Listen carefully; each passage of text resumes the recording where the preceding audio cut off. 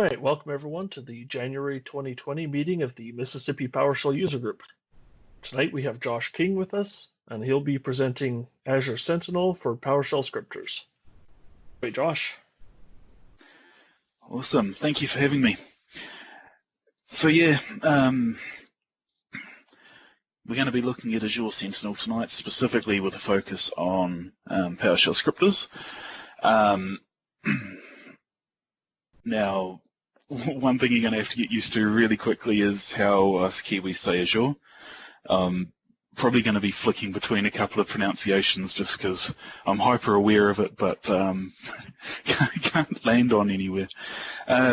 So I'm Josh King. I'm a sysadmin at Tribe. We're an MSP in New Zealand. I'm also a cloud and data center management MVP. And my font awesome's not working. Anyway, you can find me on Twitter at WindowsNZ or my blog toastit.dev. We discussed earlier, but if you do have any questions going through this, feel free to jump in, either ask them in chat and I'll get a nudge, or we can have a bit of Q&A at the end. Or reach out to me on Twitter afterwards if you've got any follow-on questions. So I guess the best place to start is talking about what is Azure Sentinel. So it's Microsoft's new cloud-based and machine learning enabled SIEM, which is Security Information and Event Management Service. And I'm going to borrow from Microsoft's marketing spiel here to go through the four main pillars of it, because they say it better than I can. So the first pillar is collect, which enables you to collect data at a cloud scale. Basically, that means you can collect any data from anywhere, even across multiple clouds and even your on-prem equipment. Second pillar is detect. They tout being able to detect previously undiscovered threats, minimizing false positives using their analytics stuff, and they're, frankly, I've been really impressed with their threat intelligence as well. Then it allows you to investigate, and this is investigating threats using their AI stuff and hunting suspicious activity. And the final pillar is responding to that, so you can actually tie into orchestration and automation tools once you've detected threats and you need to actually do something about them. That's also means this is leaning into being a SOAR tool, which is Security Orchestration, Automation, and Response. But at the end of the day, what Azure Sentinel is it's an analytics layer that sits on top of Azure Analytics, log analytics, I think it is. So with that in mind, let's look at the costs. So Azure Sentinel itself costs, at the moment, in whatever region I picked, $2.46 US per gigabyte ingested. Now that's just the cost for Azure Sentinel itself. Like I said, that's a layer that sits on top of log analytics, and you have to pay for that as well. So after 5 gigabytes free a month for log analytics specifically, it's $2.76 a gigabyte. I believe normally log analytics gives you 30 days of retention. When you layer on Azure Sentinel, it bumps it up to 90 days, and if you need longer than 90 days, then you pay 12 cents per gig for each month per gig per month. It's probably the right way around to talk about it. So all that's great, it's a security tool, it's logs, it's blah, blah, blah. But you don't actually need to work in a SOC or in a security role to make use of it. And what sort of took me on this path is what we refer to in New Zealand as the number 8 wire mentality, or otherwise known as Kiwi ingenuity. So if you don't know, number 8 wire is your common fencing wire on farms, at least it is here in New Zealand. And it's really common for farmers to have spools of the stuff, and basically you can use it to fix anything and everything, not just fences. Sort of like duct tape. You can do anything as long as you've got a spool of number 8 wire. So what I wanted to do is take a look at a high level, what Azure Sentinel is, but then see how we can sort of bend it to our will and see how a PowerShell scripter can use it to meet their own needs. So enough slides, let's actually start looking at this thing. Just to give you a brief overview of what we're going to do, we'll first have a look at Azure Sentinel itself, see how to set up a new workspace, what you get out of the box, and then we'll move on to seeing how we can just send any random data to it from our PowerShell scripts. Then we'll pivot into something that's a little bit more structured, and we're going to have a function that logs our, or does logging from our PowerShell scripts and loads that up into Azure Sentinel. And then we'll look at how we can alert on that so we can take action if our scripts are failing when we've got them scheduled off somewhere.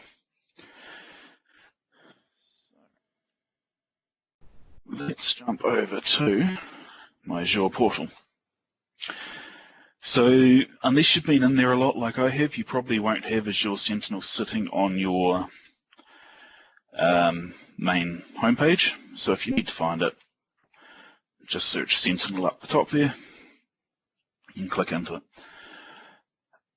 I've already got a workspace here which we're going to dig into later, but let's go through and have a look at creating a new one. So just click Add, and this is going to be a very similar experience to creating new resources all across Azure. It's just these blades that pop out and you go through the wizard. So I want a new workspace. We'll do a workspace specifically for tonight. We'll create a new resource group so I can clean it up easy.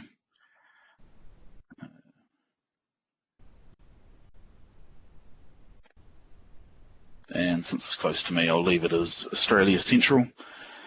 And my pricing tier, it's the only option I have, is the per gig.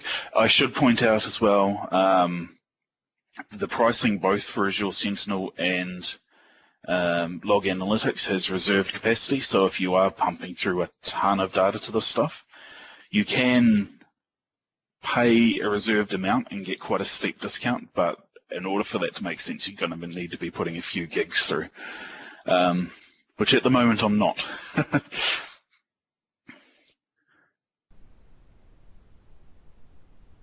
So this is going off and doing our deployment. And of course, I forgot that given that it's creating a new resource group, it has to do a little bit more than just spin up a new Log Analytics workspace. So you'll notice, as I said, it is a layer on top of Log Analytics. So when you go and click Add on the Sentinel workspaces, you go through and you actually end up just creating Log Analytics. This doesn't take too much longer, or we'll just move on to the next bit. Actually, while that's working away, let's have a look at a script that we're about to start working with anyway. So I'm using a module called no, not that one. I'm using a module called OMS Ingestion API. So because this is just Log Analytics, if you've got a way of getting data into Log Analytics, you've got a way of getting data into Azure Sentinel. So this module here works really well for that. It's actually from Microsoft, so you'd expect it to work well. And what you need for that is a workspace ID and key, which we're about to get from this new workspace that we're spinning up. And because it's transient and I'm going to delete it, I don't actually care if you see the key and the workspace ID and all of that, and I'll show you where to pull it from in the portal. You do need to name your log, and this is how it'll be categorized, almost like a table inside your database. And then you're going to need some sort of data. So for this random example, I'm going to use get service, and I'm just going to get all the services running on my machine. So let me run that now and load it into my data variable. But a log's not all that useful if it doesn't have some sort of time against it so that you know when this log actually happened. So I'm taking my data, and adding a timestamp, which is now, and it's in a format that is actually usable across time zones, because that's something I have to worry about. So once we run that, if I have a look at my data now, and actually look at more than one property, you can see this is all your standard stuff that you get with a service in PowerShell, with the addition of a timestamp. So you can see at the moment it's 20 to 4, and we're UTC plus 13.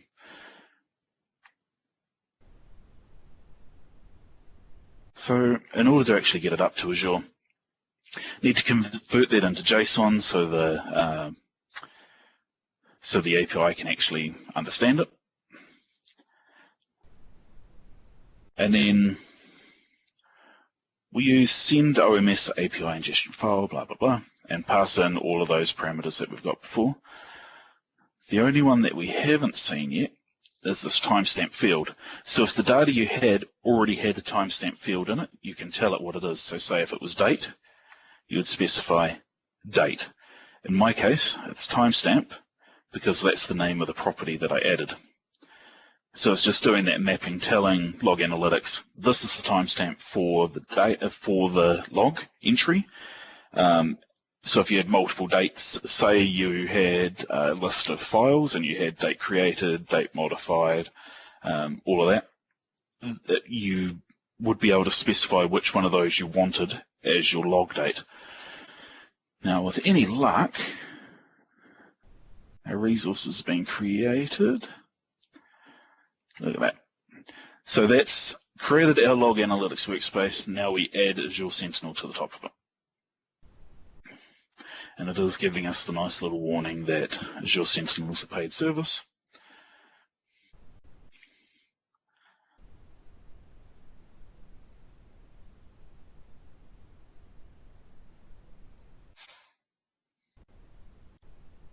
There we go. So in order to get those keys, we actually need to go and look at the logs themselves. So this is Azure Sentinel. We'll come back to that.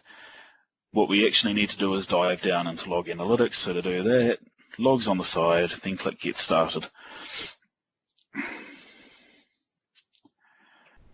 And that's not quite where I wanted to go, and I can't see everything. No, okay. Of course, everything looks weird when you're on a higher resolution. So instead of that, let's go directly to Log Analytics Workspaces. Actually, sorry. No, it hadn't taken me where I wanted. Right, Log Analytics Workspaces. You can see there's the new one that I just spun up. And if I scroll down to, I believe it's Advanced Settings,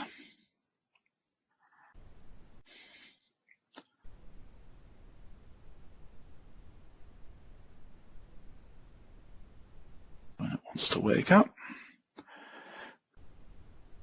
Right. So the default thing you'll come to is these connected sources, and it's going to give you the information that you need to get data into the API. So the first thing you need is your workspace ID. So I'll copy that and pop it in here. And then you're given two keys, primary and secondary. And you can use either of them. I'll just use the primary and pop that in here.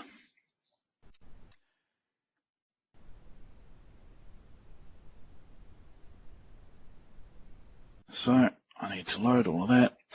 I've already done my body. Let's just double check that that looks like JSON, which it does when it stops going. Yep, that looks like JSON to me. So now let's just fire it through to Log Analytics. So you can see it was accepted. It gives a bunch of output. Whoop. So my payload has been sent. Now, the reason why we're going to be jumping over to my other Workspace is because it takes a while for things to actually show up the first time you send something through. So refresh this.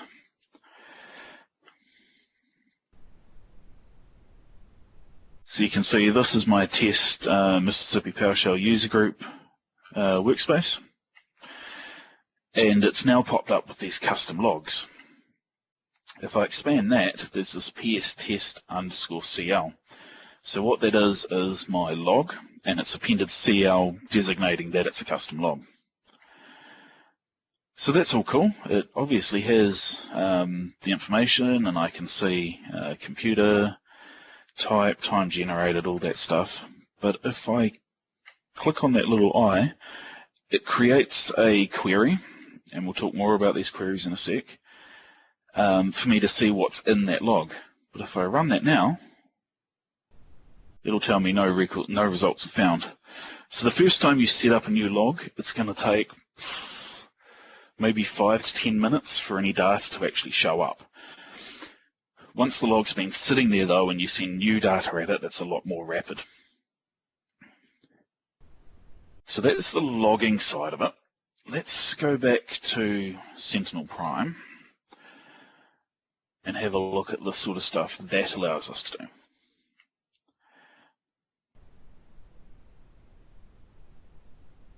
So down the side under configuration, there's data connectors. And this is a list of all the out-of-the-box stuff that you can, for the most part, just turn on. So if you've got Azure Active Directory in your tenant, when it wants to load, you can go ahead and basically click connect, and it'll just connect those Azure services in. Oh, and I forgot to mention on the pricing, there's a lot of stuff within Azure that doesn't count against your ingestion. So like these Azure Active Directory logs, they don't actually have an ingestion fee.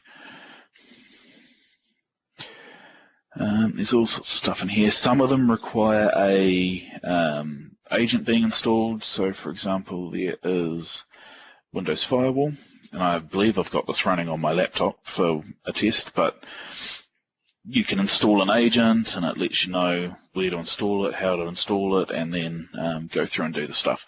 So there's a lot of options in there. There's also syslog, so you can forward syslogs from your syslog server into this. There's also Microsoft 365. There is common event format as well, which is actually behind the scenes what the likes of your Fortinet's using. Although if you go via the Fortinet option, it's a much more guided experience to get in there. So out of the box, there's 32 at the moment, and because I haven't, this is brand new, I've got 0 of them set up. It's the same sort of story with analytics. At the moment, I should have next to no rules in here. In fact, I have no rules, except for this advanced multistage. This is their built-in machine learning one, so it's the one that's looking at things like impossible travel times. So say, for example, you've had a login attempt on your mailbox in New Zealand, and then 15 minutes later you've got a login attempt in America. There's obviously no way I could get from New Zealand to America in 15 minutes, so it goes, yeah, that doesn't sound right, and it can flag dynamically flag an incident based on that. But there's also a whole ton of rule templates out of the box. So, of course, that one's in use, and this view. Josh, we've got one question so far. Yes. This is no ingestion fee for AD if the same subscription is used, but what if you're collecting from multiple subscriptions and tenants? I don't know for sure. I think if you happen to be doing it via, well, multiple subscriptions, it should be fine. Multiple tenants, I believe it's all right if you're using Lighthouse to manage the other tenant. but I don't know for sure, sorry. I've not actually gone that far down the rabbit hole yet.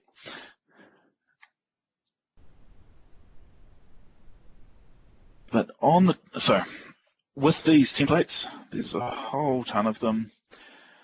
The one that I like using is that firewall one. Sorry, not firewall, there's a security event log. So if you've got an agent on machines, it can detect when the security event log on the local machine has been cleared and trigger an alert based on that. So if we did want to use this, we've got the template and I can't see the button.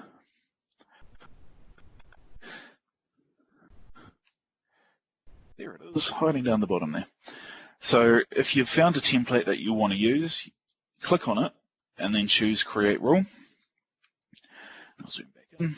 You've got to give it a name. It'll have the default from the template, and these are all from the template stuff, but you can change them as you need.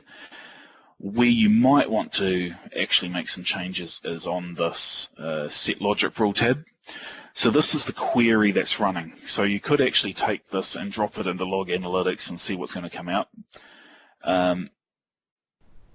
So these queries use I'm going to mispronounce this, but it's called Kusto, K-U-S-T-O, or I believe it's also KSQL. It looks kind of similar to T-SQL, but it doesn't do. It doesn't allow you to affect the tables. It's just for pulling data back.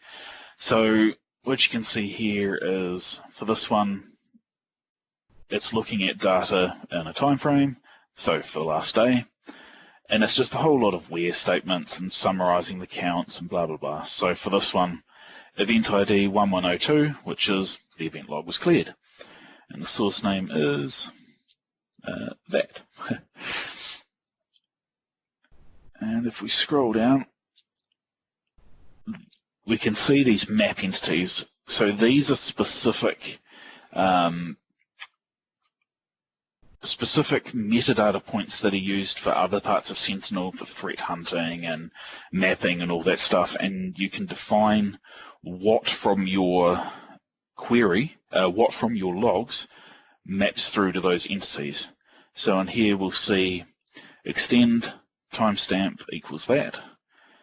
No, that's not that one.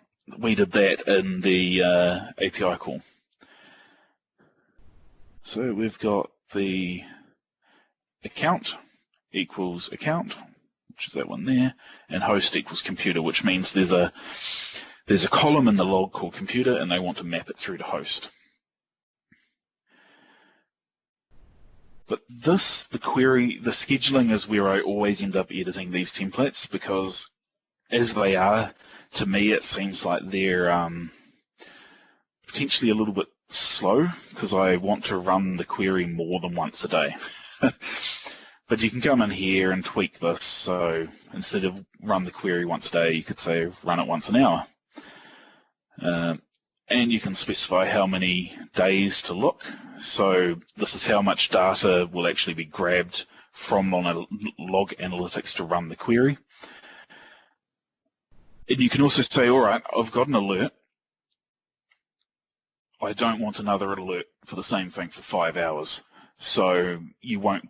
So if it's something that has the potential, which is going to be the case for a demo we're about to do, if there's a potential for multiple alerts on the same thing, you can say, don't tell me for 5 hours, I don't care, I'm sorting it out. And then, so the query is going to, the query is going to give you a list of results. Now, you might not care if you get only one result back. So that's where you say the alert threshold. So if you do care if one alert comes back, you set that to greater than 0 or equal to 1. Yeah. Or say, for example, You only care if the log's cleared 2 times, and you can say it's greater than 1, and then you'll trigger your alert.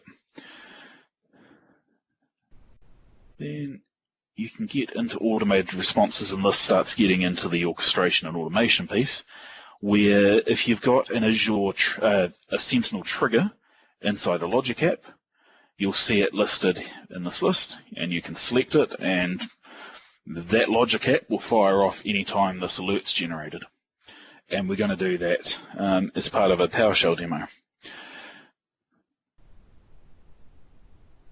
So by now, I would hope that that data is actually showing up. And while we're in here, so here's the other, there's all the out-of-the-box stuff has tables in here already. So you've got your log management stuff, your insights. That does fill up as you turn on additional stuff, so I guess not all of the out-of-the-box stuff is in there. And then if we go down to a custom log and run the query, hopefully we actually have our data now. So you can see time generated in UTC. So that is good. We're plus 13, and that time actually matches up, which means my my string format worked from the date. We can see all of these data points. So these are the display names for all of my services that are running. Processes that are running. I don't remember which one I grabbed, but you'll notice at the end of each of these properties is an underscore and then a letter that indicates the type. So display name is a string, so it shows underscore S, can stop underscore B, meaning Boolean. You can't see it on the date because it's mapped through to this, but it would be, I think, underscore T for time, because D is decimal, I think, something like that. Let's see if there's another one in here. Yeah, D for decimal. And then that's onto metadata stuff like my tenant ID.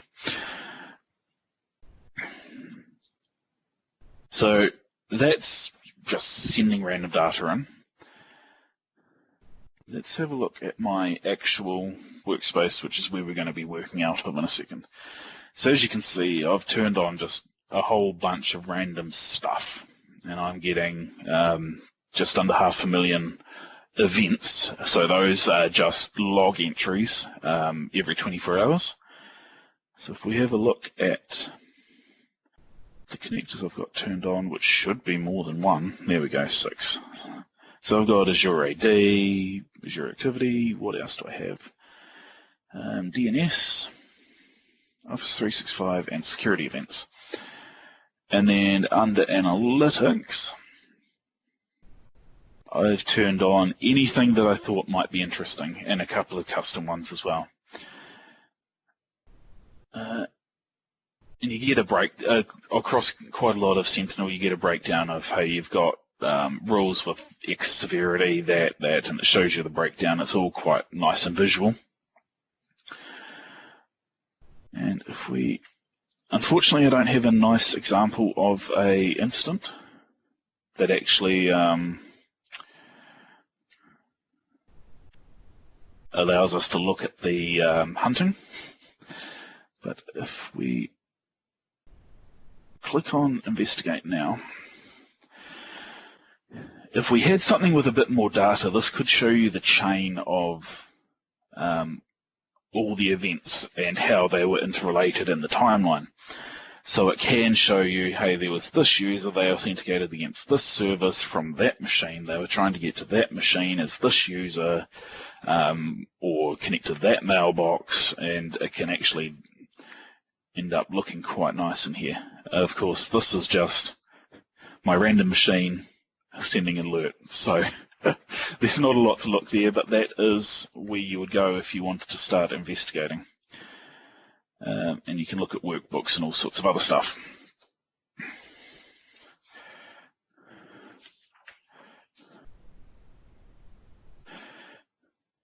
So we've sent random data. Now let's look at doing something a little bit more, what's the word, useful. So if I go over here, I've got a function already written. And this is a function that I'm going to be embedding in some scripts. And what that'll do is every time the script runs, it'll log off some information to Azure Sentinel for me. And that allows me to then start doing alerting if I get a lot of errors, for example. So we'll just work down the script, look at the parameters, look what it does.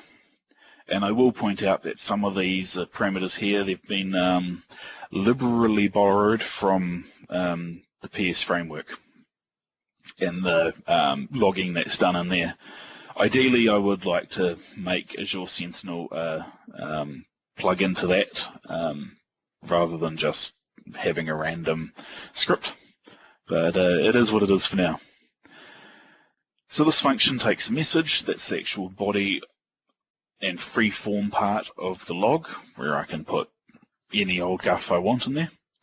Then there's level, so this would basically replace your write verbose, write warning, write error, write information, and it defaults to information.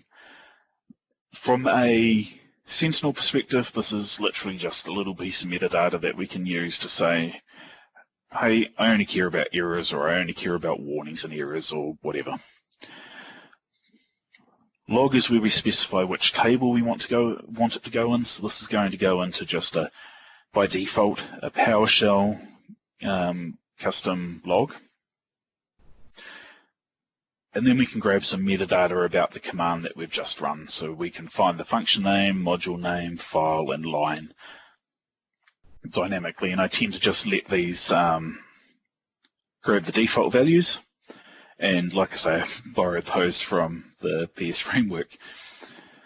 Although in my use case, which you'll see soon, I do override 2 of these because the tool I'm using doesn't actually populate those pieces of information.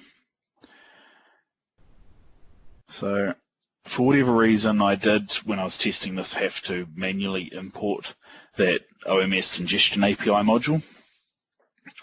So I've got that there, and this is rather rough. It does need a bit of tidy up, and that, but it gets the job done for now. So I need my Workspace ID and the primary key to actually get data into Log Analytics, and I've just got that saved using the Credential Manager module. So I'll pull that out of the Windows, the Credential Manager store, and we'll use that. Like I said, an event log entry isn't useful without a timestamp, so we'll grab that as soon as we trigger off this function. Now the body of this message is basically just listing out all of those parameters, plus I grab what computer it's running from, and I chuck in that timestamp. So message log level, all of that, we're just shipping it off as JSON to Log Analytics.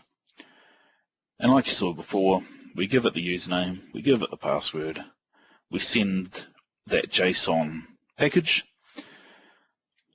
we tell it which log, which, remember, this is just PowerShell in this case, and then we tell it which of our parameters in here is the timestamp for the alert, so that's timestamp. And finally, we send it off. So,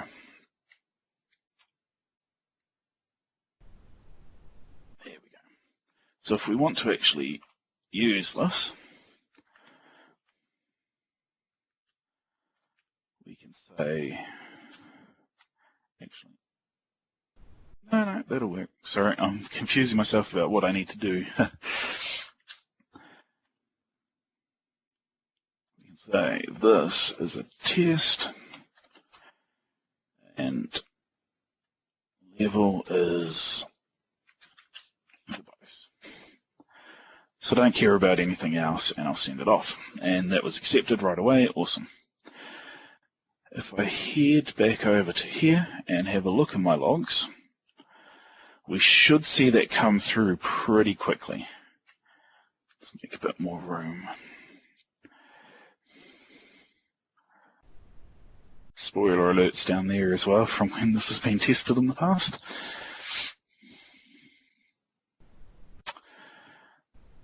when it wants to show up.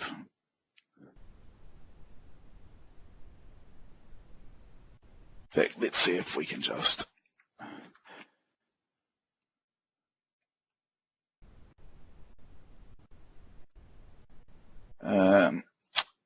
my computer name is not going to be what's showing down there in the history, but my log level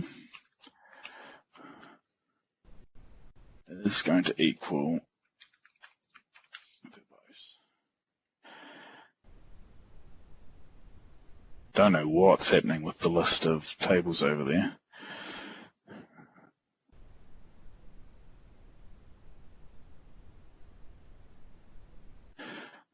Oh, geez.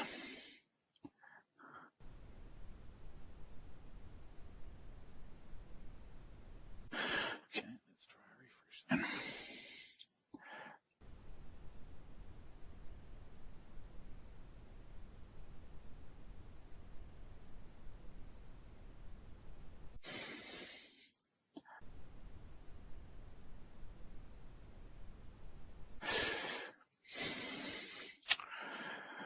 Right, well, that's thinking about things. Let's go straight to log analytics and see if it behaves any better.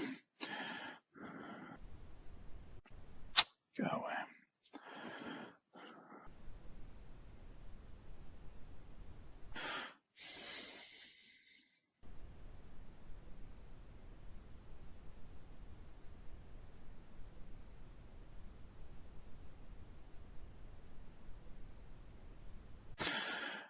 It may have made the Azure gods a little angry, who knows?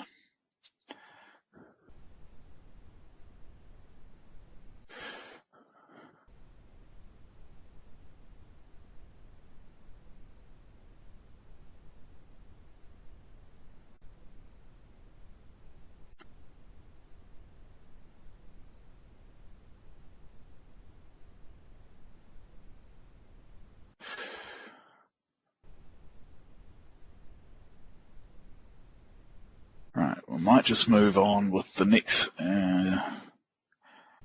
Might have to try a new browser. In fact, let's give that a go.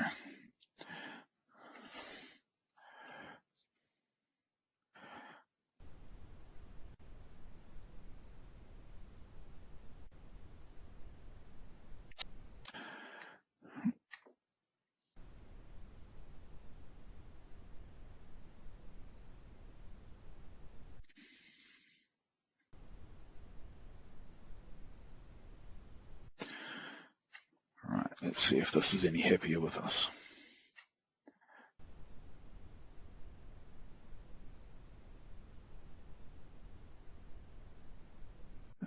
Logs. Well, at least things are loading in this browser, although I probably just spoke too soon. Nope, there it goes. So under custom logs, you can see I've done a few different tests, including I was logging have I been pwned data into here as well, which you might have seen on the logic apps page as well. But if we run this, we should see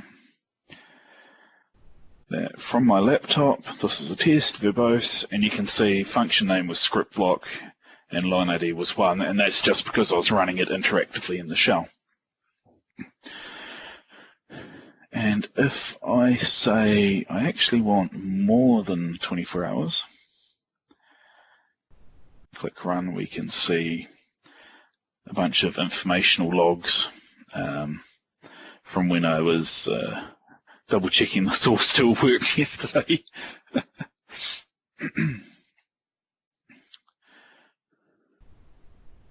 So how about we start getting some real data in here? And I don't really trust Edge to do what I need it to do now.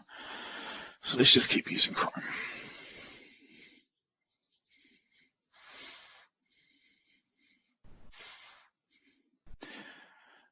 So I've had a script running in Adam Driscoll's new universal automation. which is running every 2 minutes, and these counters tick over at midnight UTC. So it runs every 2 minutes, and so far it's run 95 times, and it saved me 24 minutes. But the script, all it's doing is checking that my blog is responding when I try and ping the IP address. Now, because of all the stuff that's sitting behind, I don't actually know that it's my blog that's responding or some server sitting in between me and there, but it's good enough for a demo. So if we look at the schedule, runs every 2 minutes, and I'm going to edit this to add in some of that Azure Sentinel logging that we just looked at. And because I don't get IntelliSense there, I'm going to jump over here and do it. So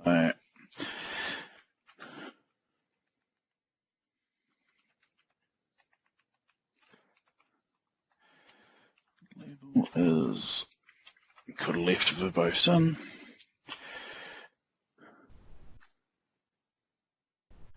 So I'm going to name this. And I just realized you probably can't actually see that because of the dark console. Let's drop down here. So I'm going to specifically name that the module is Azure Automation. That's not strictly true. I'm just giving myself a pointer that that's where the script is running from. And I also want to say that the file is something.ps1. Grab that and drop it in here. Got to click edit first, that will help.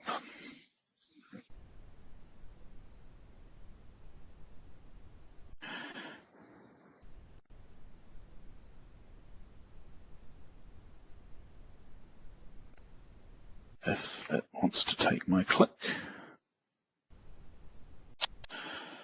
Websites just don't like me today, do they?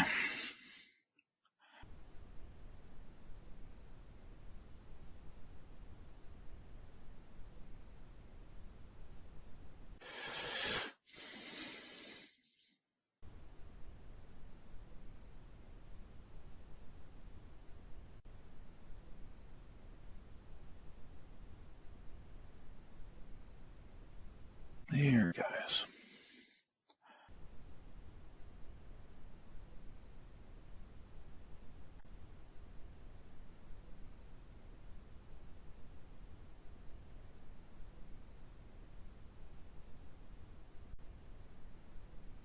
There we go. So we'll drop that in. We are checking the target. Label is verbose, module name is that, and my file name is check blog availability. Naughty me putting spaces in there. So that's a verbose message. And if we go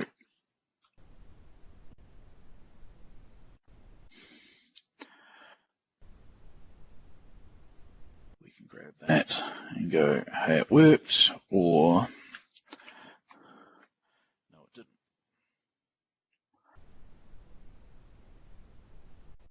So this can be,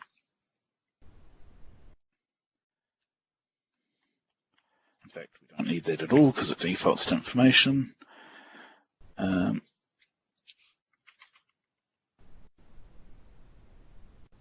So we can say if it did respond to the ping, we can log target responded, and if it's not, target is offline. Exclamation mark, because that's a really bad thing apparently. Right, so as soon as I click save here, this is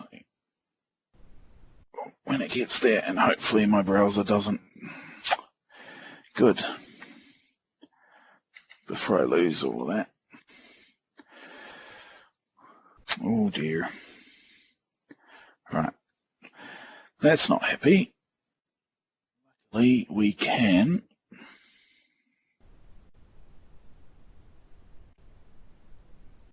Do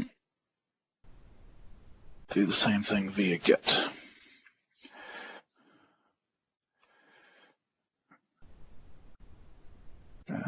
Demo, check block availability, and we're going to chuck everything in there.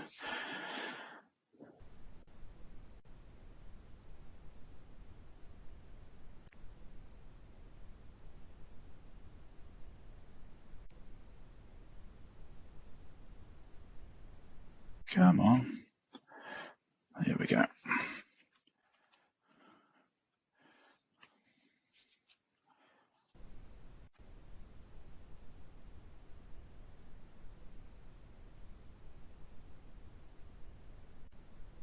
All right. So eventually, because this doesn't like me at all at the moment,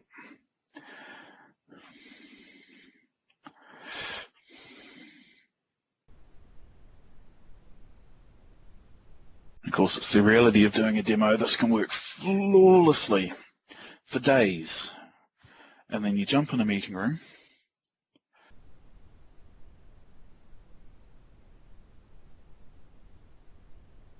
And all of a sudden, either it's people on the Wi-Fi or the meeting room itself. It's still loading the script itself, but you can see.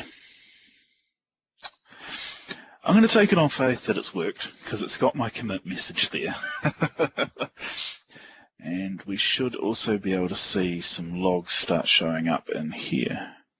In fact, if we look at the last 30 minutes, it'll be even better.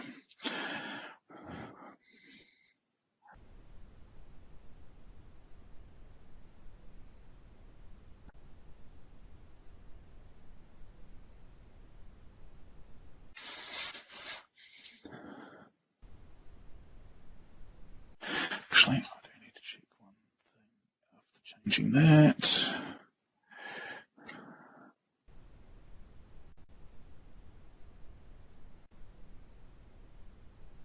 Schedule's still there, good.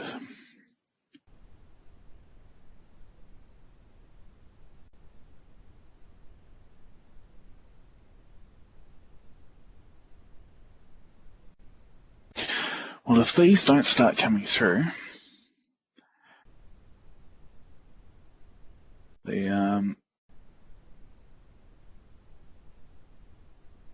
but can.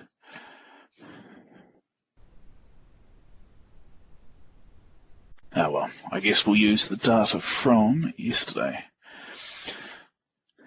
So imagine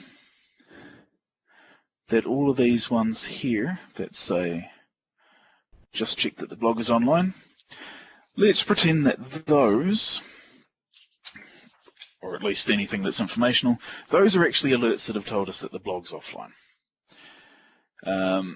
There's two components to this, and I'm going to do the second one first, just because I need it in place before I can do my alert, which is I need a logic app.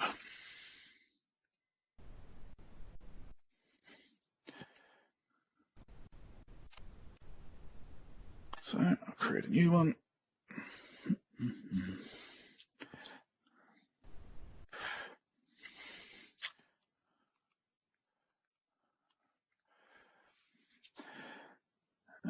Let's not spin up a new user resource group. Let's use that one. And sure, I'm not going to scroll down, and I don't want to log this. So we'll very quickly create a logic app. So if you've ever used Flow or Power Automate, this is going to look very familiar. In fact, I'm still not convinced that there's a need for there to be a separation between them, but whatever. While that's running, let's have a look at what this is going to call. In fact, it's already done. So what we're going to be doing with that is we're going to call an Azure Automation Runbook. And what this Runbook does is it sends a tweet.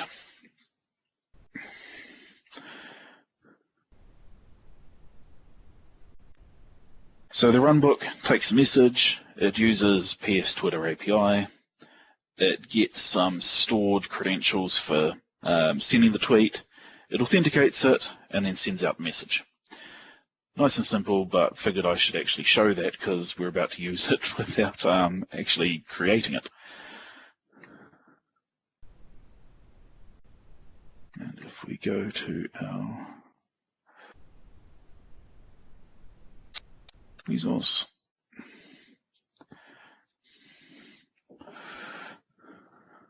I want a blank logic app. And as I said, these will show up in your list of playbooks that are available to you in Azure Sentinel as long as you start with this Azure Sentinel trigger. To do that, we need to sign in. This just authenticates it through to your subscription, or your directory, I guess, technically. So if you had multiple, you can select it from the drop-down, then sign into the specific one you want.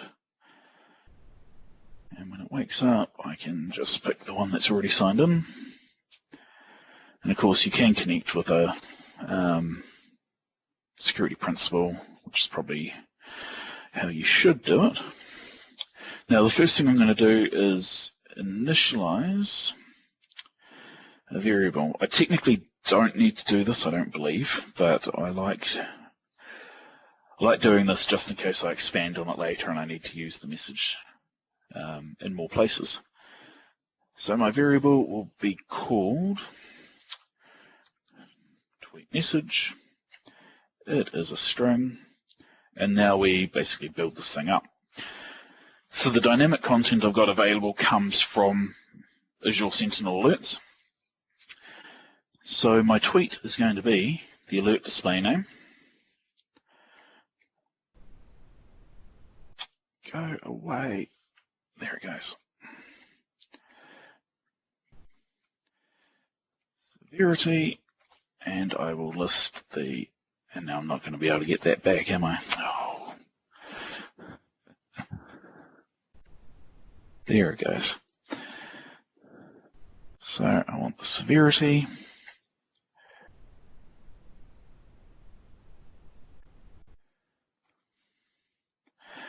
I want to know what the time is, but before I put that in, because it's going to pop up that thing again, I'm going to put a note in here just so people on Twitter don't freak out. Also just test. Keep calm.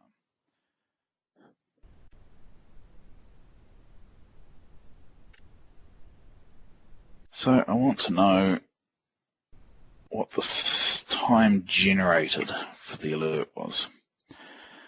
So that's going to be the body of my tweet.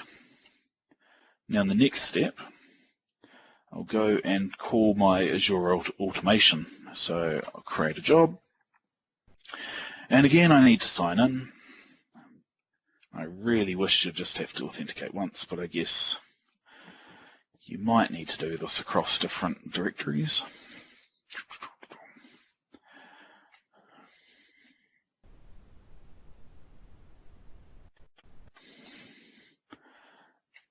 Okay. So go down the list, pick your subscription, your resource group, which for me was automation, and my automation account, which was again automation.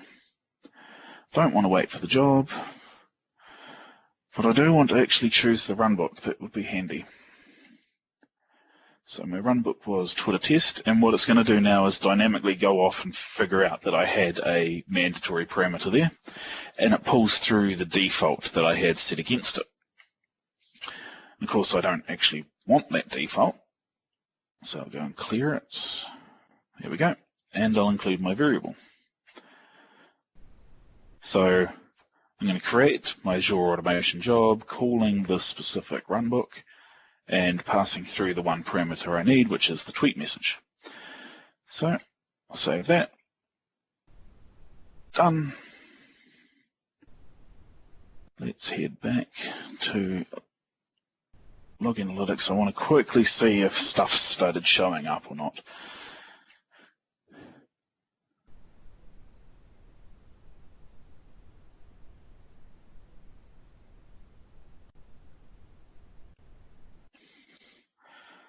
Right. Actually, if stuff's going to be showing up, it will have been in the last 24 hours. Aha, good. Just took some time to figure itself out. So you can see here, this is the test, and toastit.dev is responding.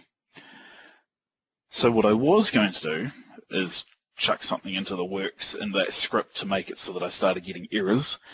I'm not going to do that. It's just because it might take a while to figure itself out again. So let's head back to Sentinel, and we'll create a alert.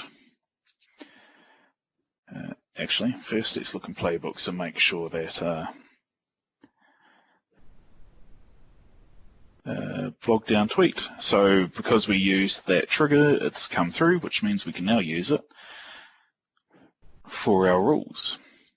So head up to, close that, head up to create and use the scheduled query rule, which means we're going to be able to define the actual query that's going to generate the alerts. So I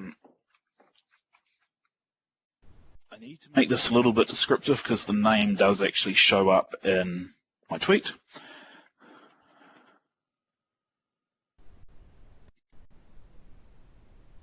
I could give it a description. You can specify the tactics, so all of these things actually have specific meanings, obviously, in the security realm.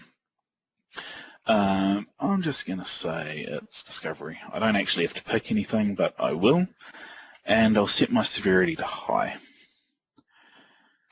Now, I need to write my actual rule. So if I had more time, I would do this over in Power Analytics, but because you get a nice bit of help here, let's do it anyway. And you will start seeing results popping up on the other side. So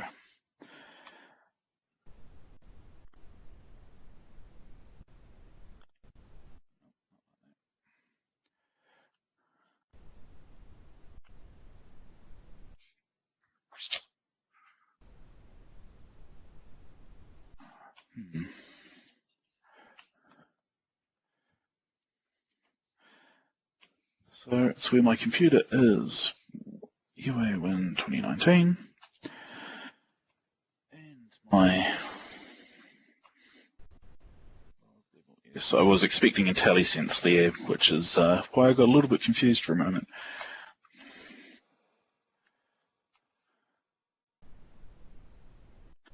So I've got my query. I'm saying where it's coming from the machine that UA is running on, and my log level is verbose, so I'd prefer to have that as error, but I'm not changing things now. And I can see that I do have some alerts. I don't actually need to map anything here, and I'll say run this every, and there is a minimum amount of time it can take. Run this every, 5 minutes. Look up data from the last 10 minutes.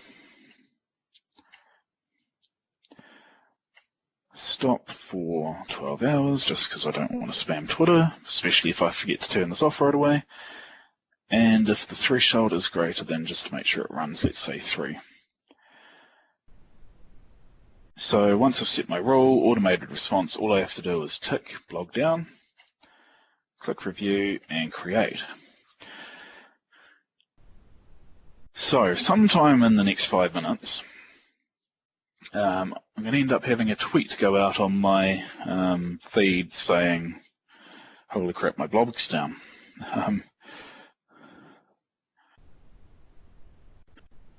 And we will also see it pop up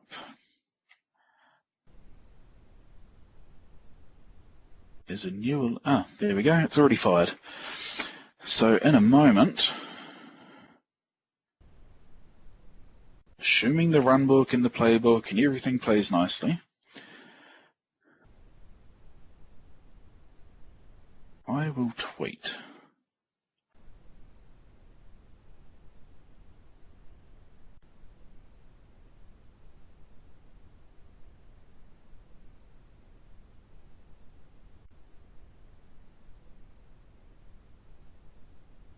Who knows when that will actually come out?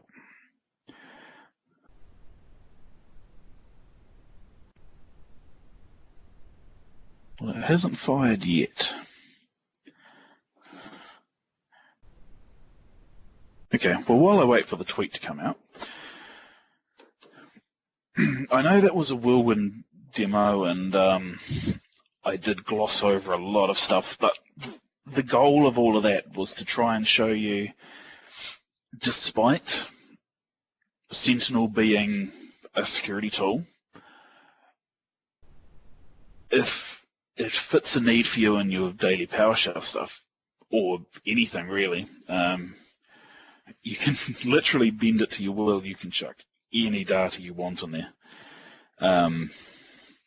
And then tie in some really cool automation on the backside of that, like you could put a hybrid worker in and have that playbook actually do something to an on-prem server. Or say, for example, with universal automation, maybe something goes haywire in there and I shut it down or restart it, or maybe I just stop the script running. Or I turn another script on, which is probably what I would do, say, if I had a script checking my blog, and then I get an alert saying the blog's down, I fire off another script that says reboot the server where the blog's running. So I want to thank you all. I am sitting here while I'm talking, refreshing my Twitter feed on my phone, hoping to see that tweet go out, because if it doesn't, something's wrong. So yeah, thanks for listening to me ramble about my my adventures with Azure Sentinel recently. There's that bit.ly link which I dropped into the chat at the start. There you'll find this slide deck, a bunch of code, an example query. There's a file there with a ton of links to various resources and recommended reading. And I guess if you've got any questions, either hit me up now or follow up on Twitter at some stage. And while we wait for people to not be shy, let me check this again.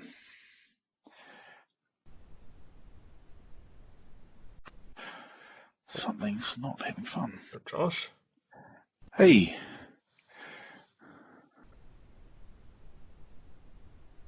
As Josh said, don't be shy. If you have any questions, just feel free to speak up. Yeah, and if you are shy, it's all right. Twitter's there for a reason, I guess. It's all good. We don't judge. So I can't. I have a feeling it's the ongoing pain I've been having with my demos today that is causing this to not go off for me.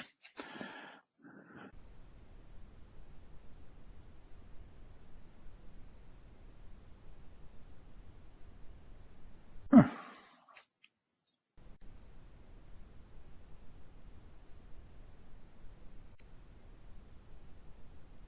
No questions? No one?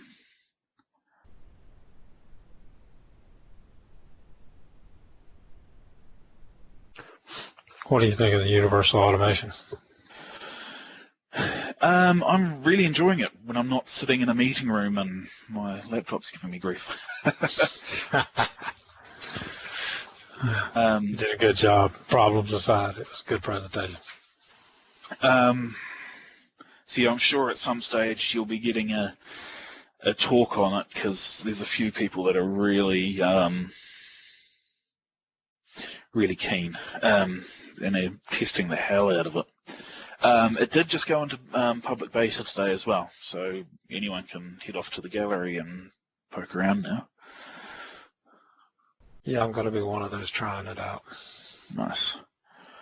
And of course, things just aren't playing nice for me. Okay. Well, I'm going to stop sharing because I need to put my laptop back to a decent resolution.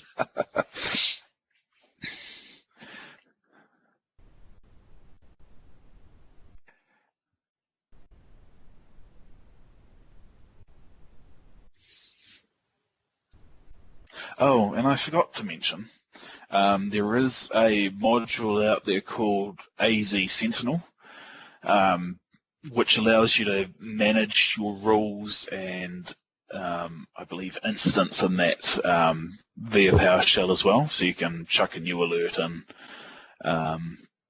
And where it really shines is if you start having to do this sort of stuff at scale and across multiple instances of Sentinel and needing to make sure multiple environments are set up exactly the same. So say if you're selling security as a service to someone and you need to set up their environment as per your golden standard, you can just run a script and get it done.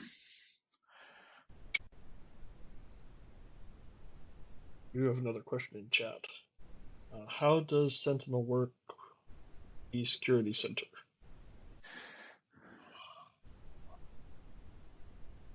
In the Security Center?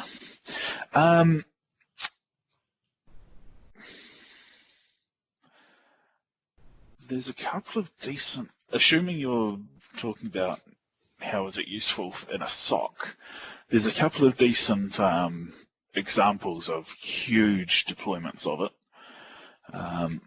which I will need to go and find them and chuck them into my references because I can't remember them offhand. But I've not heard complaints. Yes, I saw someone mention that I need to bounce my UA server, and I think, yes, I do. Thanks, Lee. In fact, I probably just shut that server down because it was literally just a VM spun up for this.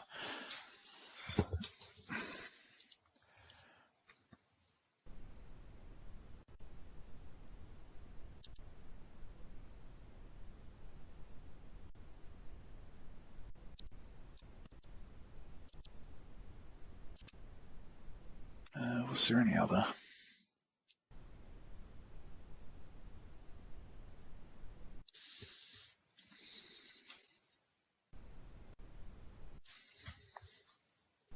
Apparently I pronounced Cousteau correctly, so...